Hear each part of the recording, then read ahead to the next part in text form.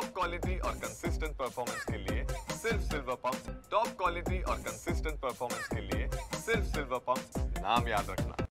भाजपने पुन्हा एकदा मनसेला डिवचणारे बॅनर लावले आहेत।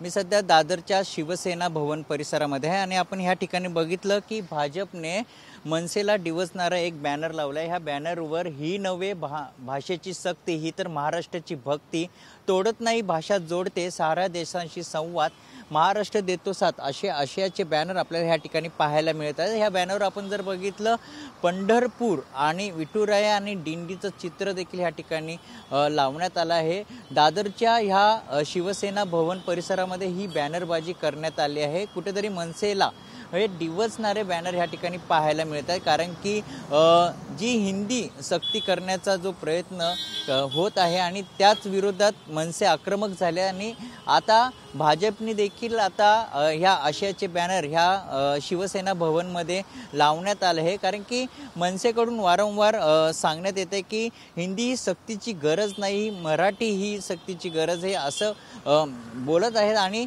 त्याच विरोधात आता भाजपने देखील आता ही मोठ्या प्रमाणात बॅनरबाजी केली आहे। त्यामुळे आता या बॅनरवर आता मनसेकडून काय प्रतिक्रिया येणार ते देखील पाहणं तितकंच महत्त्वाचं असणार आहे। कॅमेरामन अमित शिगवणसह मयूरज जाधव, TV9 मराठी, मुंबई, दादर।